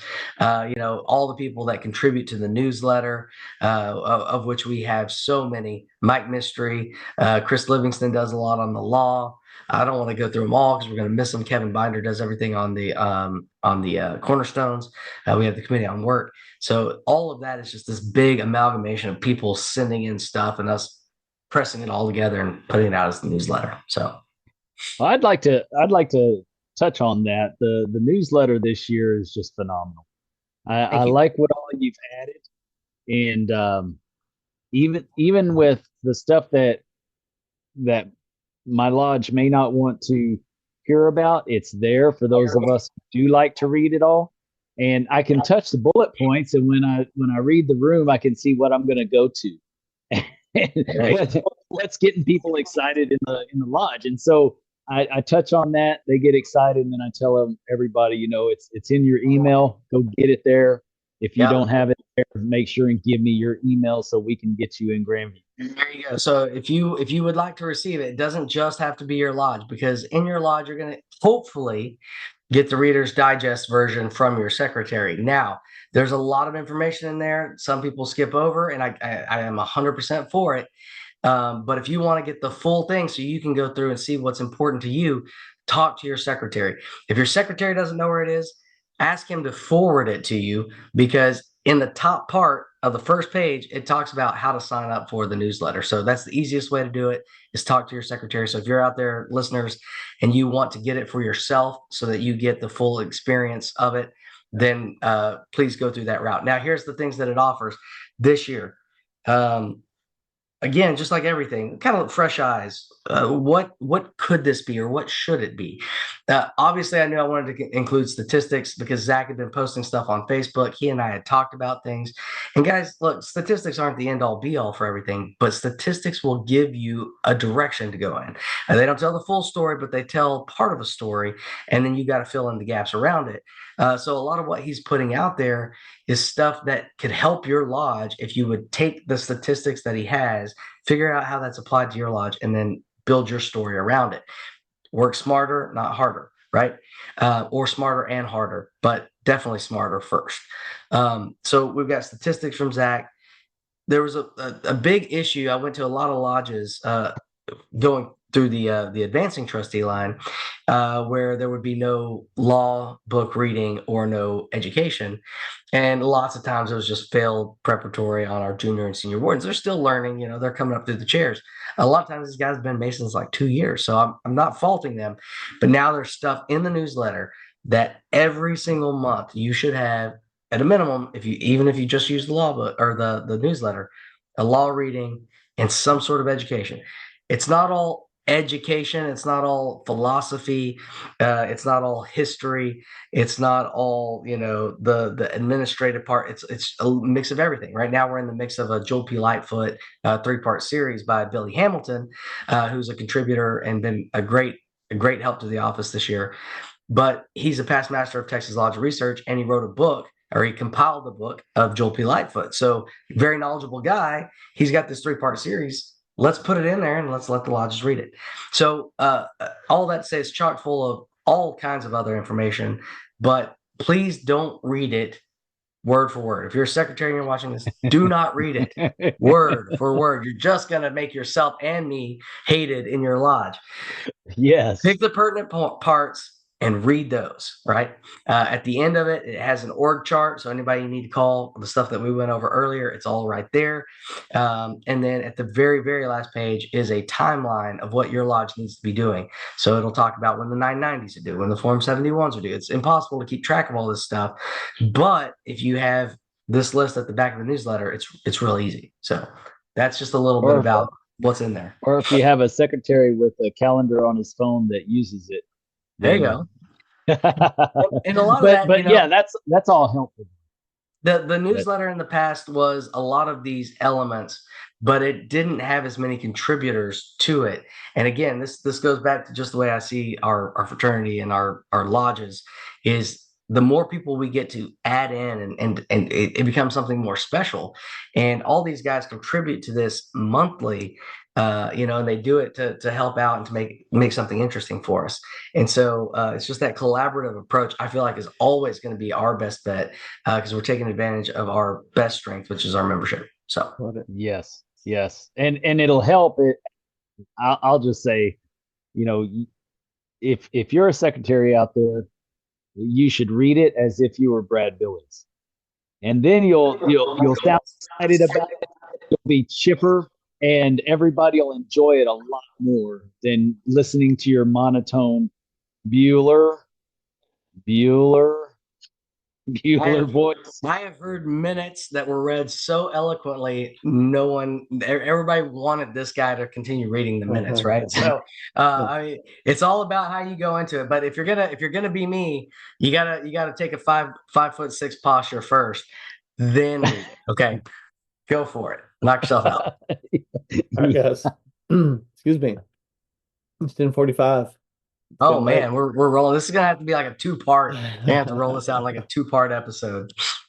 All right. Well, we've only got one last thing that I would like to talk about, and I mentioned it at the very beginning, and we hadn't talked about it yet since. And I just want to know, how did you feel about your year as Grandmaster of the most worshipful Grand Lodge of Texas? Well, okay. I tell everybody this story. I had designed a year where I was going to have a great time. I encouraged the Masons of Texas to have a good time with me and with the team. It started, like we talked about earlier, with that small, concentrated team, 6, 7 guys, on retreats, talking daily, starting in 2019 and continuing to build and build and build. Throughout that time, we really spent a lot of time on choosing who was going to be a part of this team. Sometimes we liked people, but they just weren't the right fit for the team. And then we went into it with a training. Instead of doing 6 or 7 trainings around the state, we did 1 training in Waco. And it was right after the COVID year, and we literally had 3 people that couldn't be there. I think one person was going to spread their mother-in-law's ashes. One was COVID, and I think one had just had like a kid or something, right? So like everybody came to it. And we had breakout sessions and we did stuff, and we got people moving around. We got people talking to each other. We built this kind of internal team.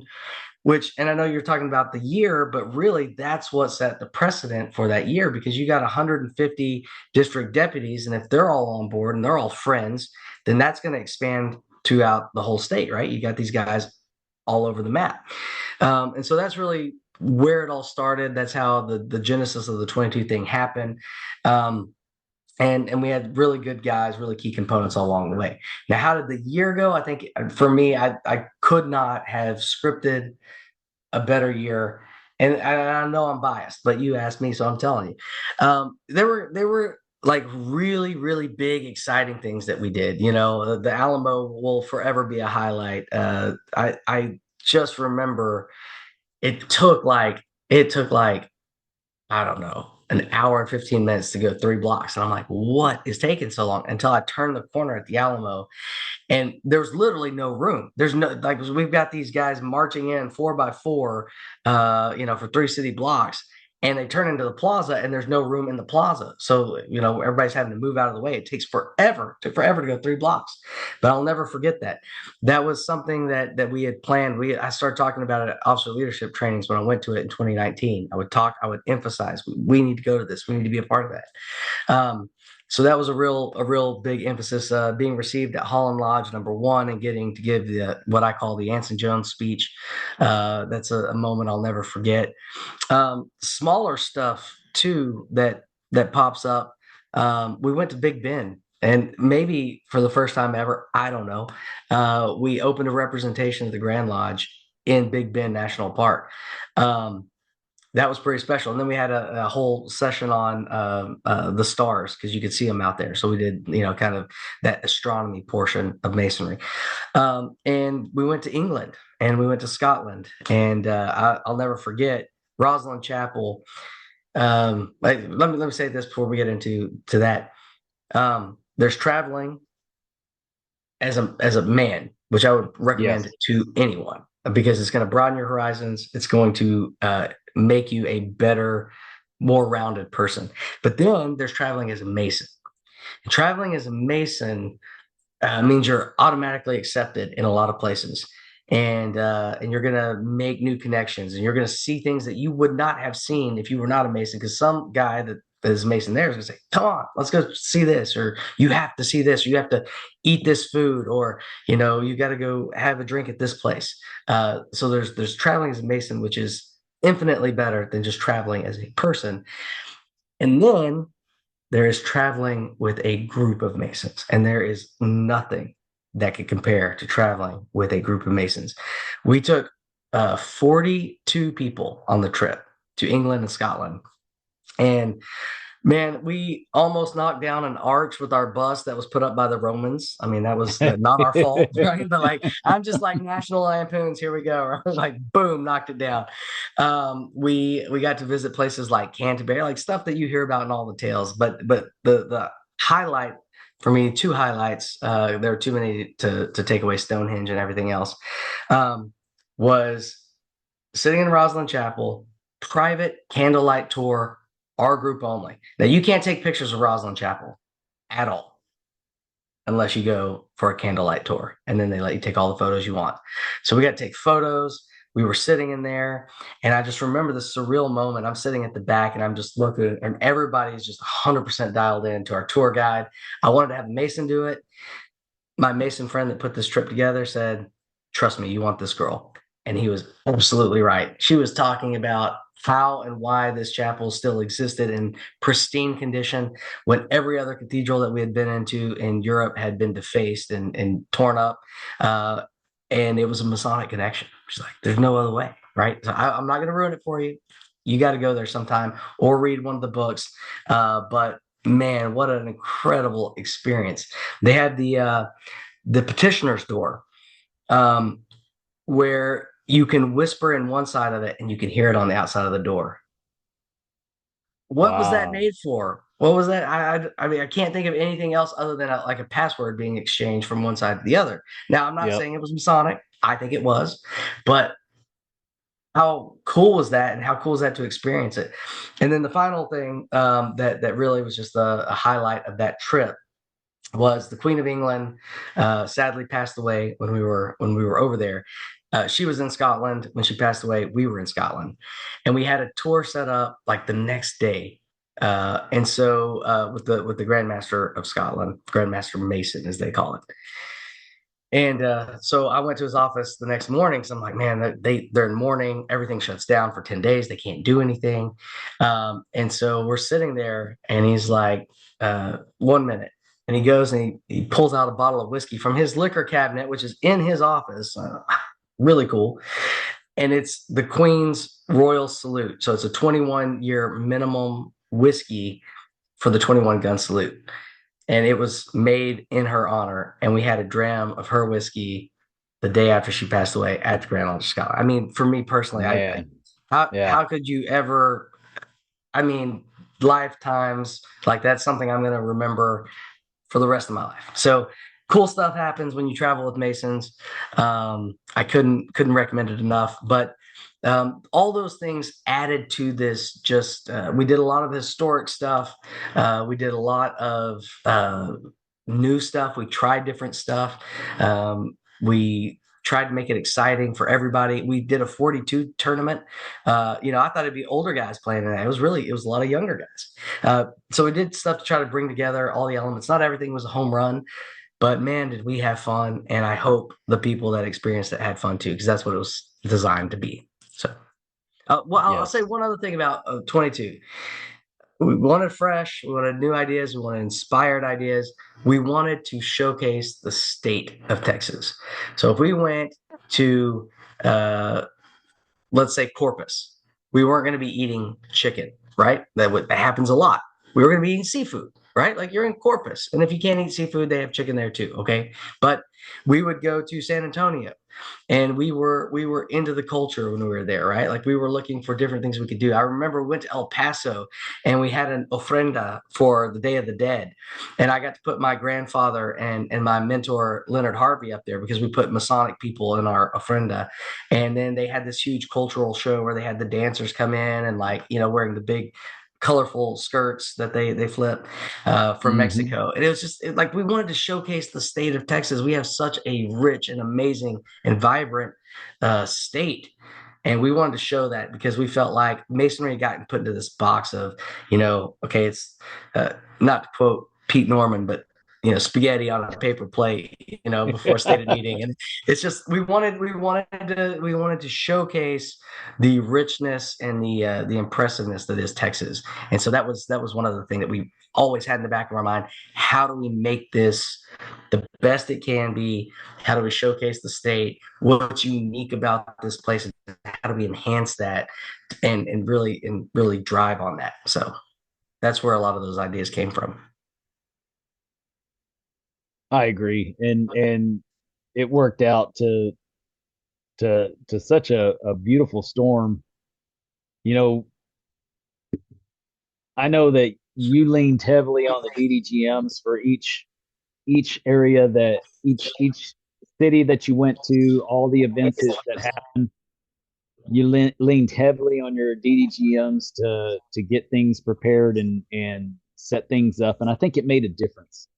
I think Yeah. that most of your DDGMs were motivators of their district and were able to get things done that I had never seen in the past. And Yeah, and I think and that it makes a lot of sense. I mean, look, let's use you for example, like Goliad. I've been to Goliad several times, but I don't know the restaurants to go to. We had the social the night before, which to my knowledge had never been done before. But you lined it up to where we were there when they were actually doing the fort. They're doing the whole Fort Bahia the thing candlelight, at the yep, same time. It's not like yes, us showing up on a completely random day, which makes no difference to the townspeople, or showing up and like going over here doing our own thing and then just leaving. Like we went into the fort, we participated in stuff at the event, and we wanted to do more of that, right? But a lot of times we were the first group to do that from the Masons. It would to really ingrain ourselves in some of these things. It would take the same thing, doing it over and over time, but we wanted to show in a lot of these cases what could be done.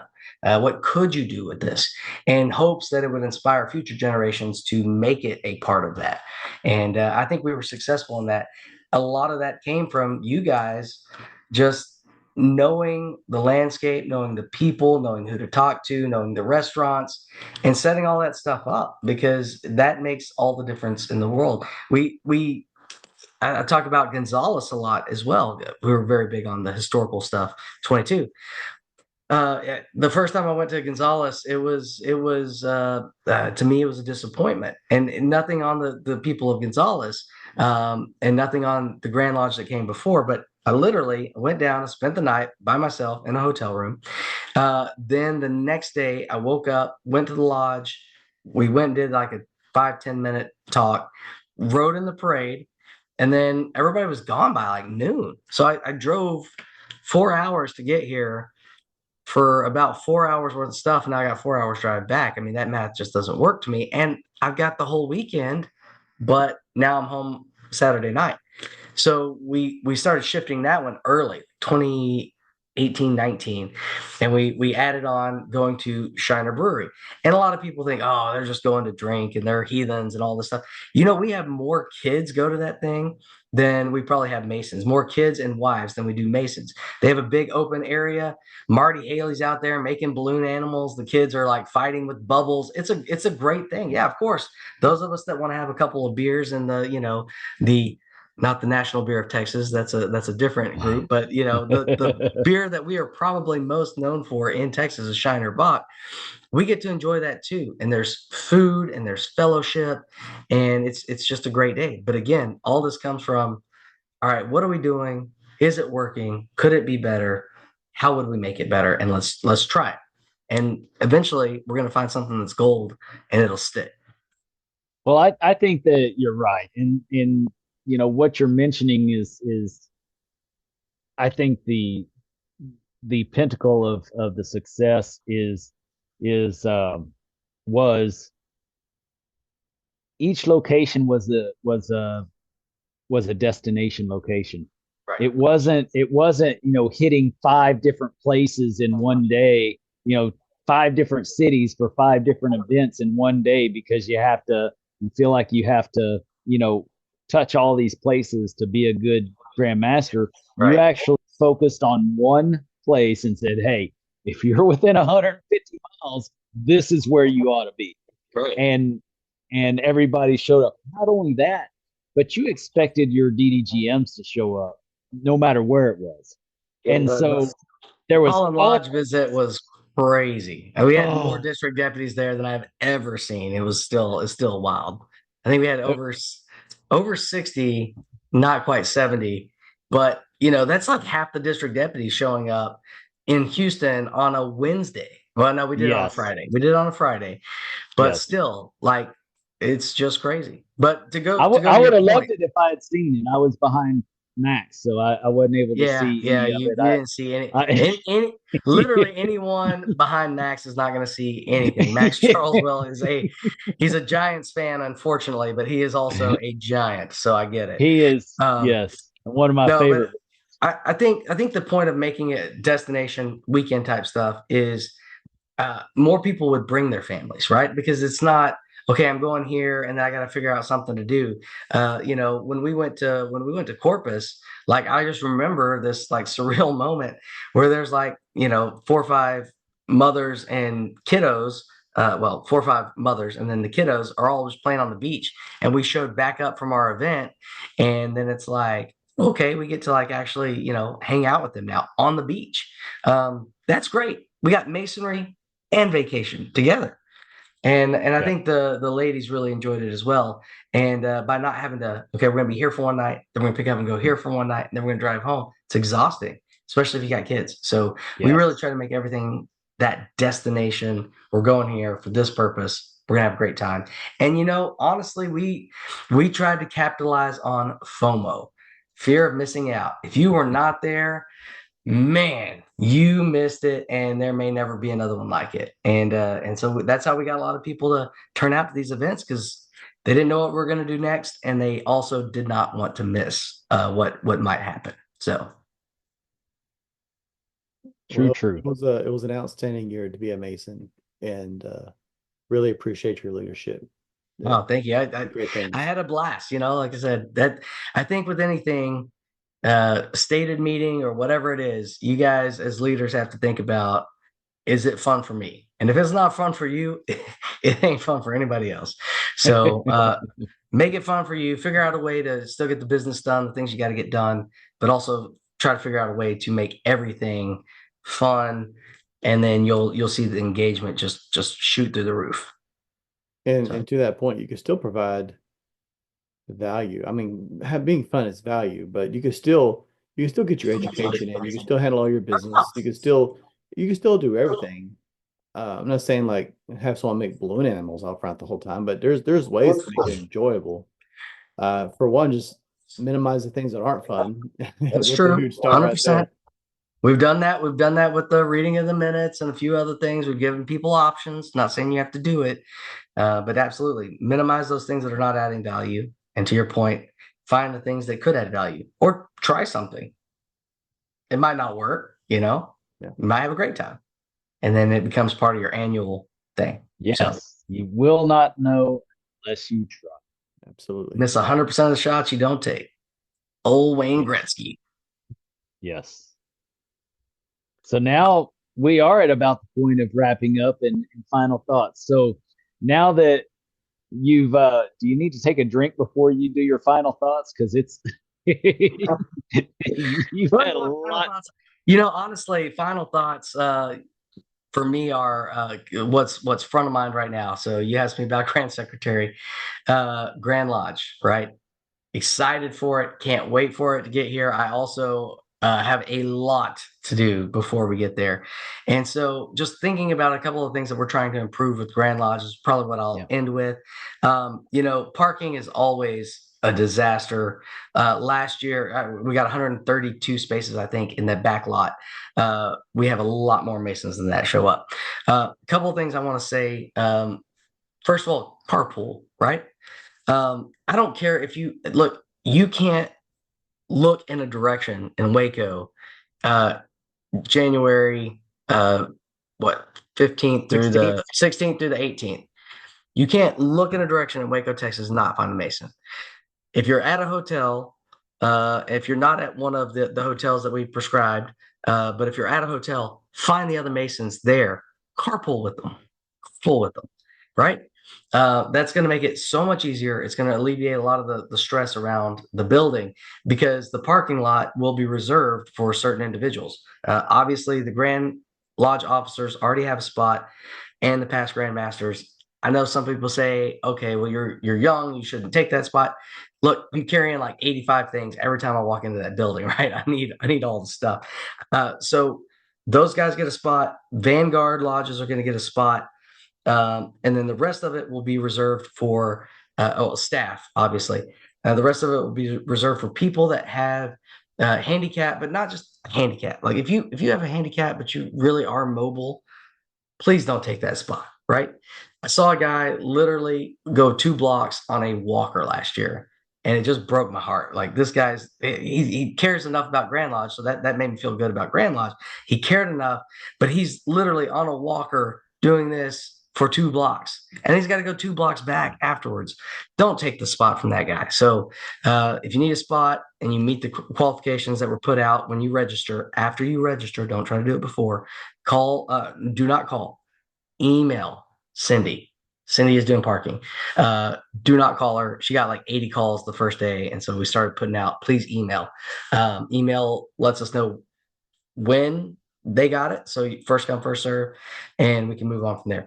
But carpool to make all the other parking around easier. Also, we're going to have parking at the Hilton, and the building next to that is a city building. They do not meet on Saturday, so that should be open. And the courtyard, which has limited parking, but you could park there or park nearby and walk over and then catch the shuttle. The shuttle is also going to stop at a parking space that we will let you guys know as soon as we get everything locked down. There will be a large parking space where you can go park. The shuttle will stop by, pick you up, take you to Grand Lodge. They will run. We're looking to have 2 shuttles in the morning, around lunch, and as we're starting to wind down, like 3 o'clock on, then we'll have 1 shuttle running continuously. Okay. Please help us with that. It's always a nightmare. We're trying to make it easier. We're trying to give you options. Please help us out. The other thing I was going to say is the hotels. We have 2 hotels. We did the Hilton. It's booked solid now. We did the Courtyard. It is almost booked solid. So if you haven't gotten there by the time this thing airs, you're probably too late. We are working on getting another block with AC Marriott right down the road. And if we can get that deal worked out and we get enough people there, then we'll have the shuttle stop by there in its rotation as well. So we're doing all this stuff because we're trying to take advantage of the economies of scale, again, to make Grand Lodge better for you guys, but we still have to have your help. One other final thought is in Grandview, we need good information. But we could do all the statistics on our side. We could look at stuff, but if we don't have the information from you guys, then we can't do it. So if you're a secretary, we need you to get your lodge stuff updated. if you're an individual watching this, you can update it yourself. Go into your Grandview, log into your portal. Something that people don't think about. If you don't put your wife in there, if you don't put your kids in there and you die, the fraternity, maybe your lodge knows about them, maybe not, right? A lot of times we don't know the guy sitting next to us. Unfortunately, we're men. We don't talk about those sorts of things. We'll talk about lodge, talk about what we do for work, talk about weightlifting, what we ate for dinner, whatever. We don't talk about family.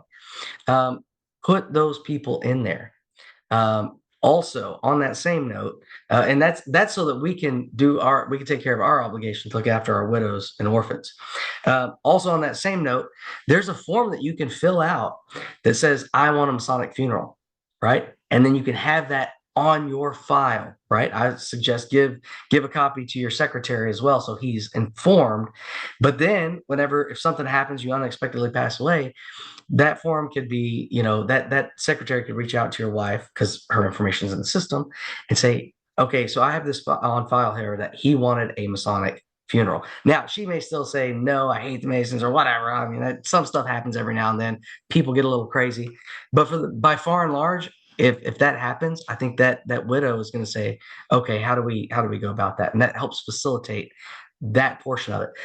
There's a lot of stuff you could add in Grandview. Put in your contact information, right? We're not going to bug you with, hey, save $15 on this or save this coupon or that coupon. We don't send out junk spam mail. We send out communications to our membership. So please go in there, update your cell phone, update your email, right? Tell us your preferred name so you don't get Wilfred on your name tag at Grand Lodge, right? Whatever you put in there is what we know. So help us with that, because as we move forward and as Grandview becomes a bigger part of what we do, technology, we need that information in there. We're not using it for anything crazy. We're not trying to send you a bunch of junk. We just need information so that our database is good and we know who our members are, who their families are, so we can take care of them. That's it. Nice.